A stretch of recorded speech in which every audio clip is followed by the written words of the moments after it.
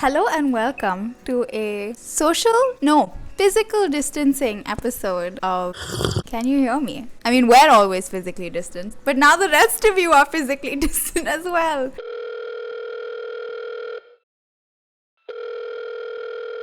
Hello? Hi. Hello? Hello? Can you hear me? Can you hear me? Hello? Hello? Can you hear me? Can you hear me? Hello? Another great start to a Can You Hear Me episode. Super coherent and, altogether just fantastic. Honestly, it's giving us something to do while we're social distancing. Physical distancing. Because socially, we remain connected. Chill out. Straight up. This episode is about friendship.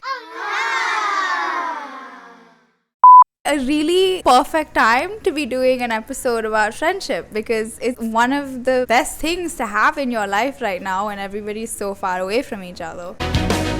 And I miss you. Yeah, I was actually gonna say, it's nice that we're refilming this. Is it really?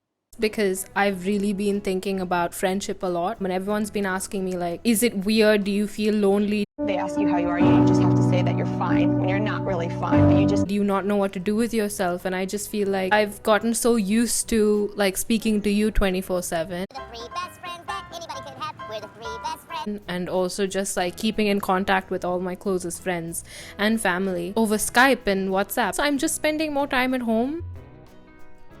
I'm more panicked. It's fine. I totally agree. I don't go out. Like, I go out for my classes and meetings and obligations, but otherwise I'm just I'm at home. It's because you live in Bombay. So where are you going to go in Bombay? You're going to go to a cafe or another person's house? What's going to be the situation?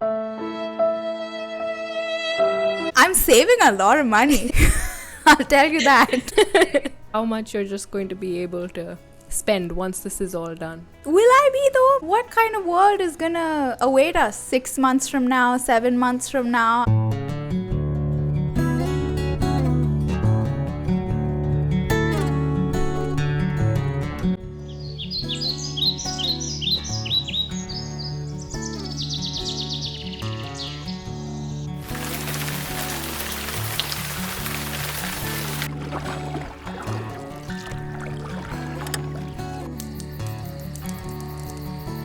Our brand is just going on tangents and having tiny mics, and that's pretty much it. Back to the topic of No, friendship. you've cut out. This is terrible. You have cut out. Oh, let me know when I'm back. Let me know when I'm back. Sing a song for them. Like, can you hear me? Like, genuinely, can you hear me? No.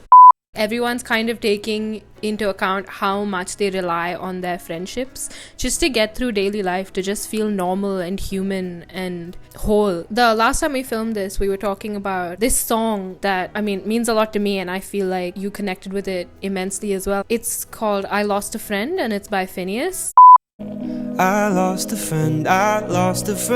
And the first time I heard it was obviously when he put it out, and I was kind of like, oh my god, I've spent so long searching for music to kind of put into words what it feels like when you lose a friend. My god, that hurts.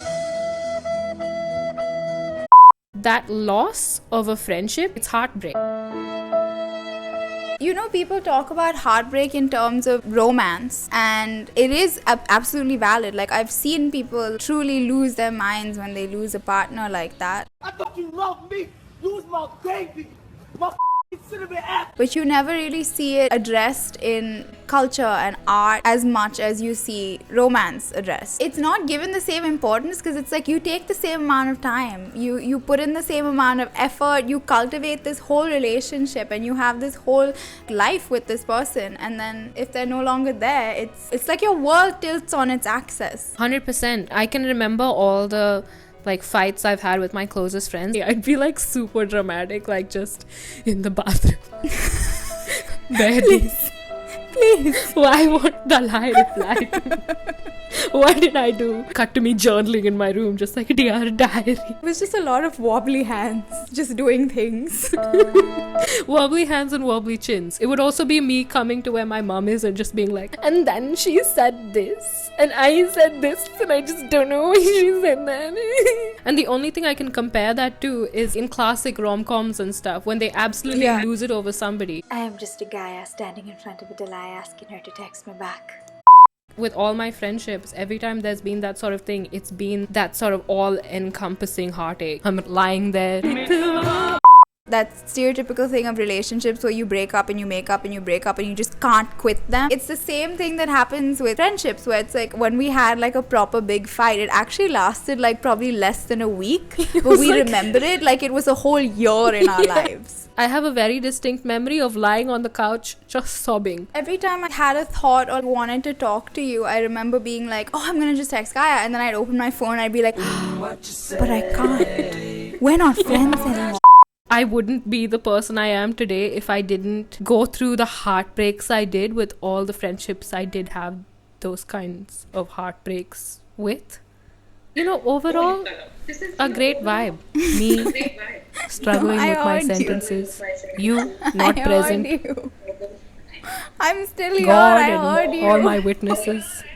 I'm This here. is what it's like when I'm talking to the lie on Skype. She's one pixel. I don't know if she's there. It feels like I'm sitting in a panic room talking to myself. I'm slowly losing my mind, and she is on the other side being like, I'm here.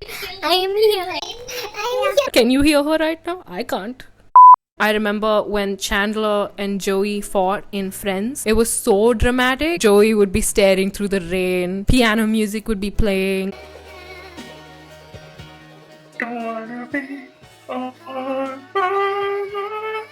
It felt like something that you'd have to recover from. Like in media and literature and stuff, you have a lot of examples of just like really true, genuine friendships where it's not like this conceptual portrayal of what a friendship is. Like Gossip Girl and Sex and the City and like Pretty Little Liars. Female friendships especially had this like sheen of constant competition and lack of understanding, and we're not actually friends, we just hang out together. It's natural to have disagreements in a friendship because you're just growing. You're two people growing together. And so naturally, as you're growing, you will have things you disagree on, things you discuss to kind of like come to the conclusion that you do come to eventually. But it feels like in all these shows, do you remember Blair and Serena and Gossip Girl? That was not healthy at all.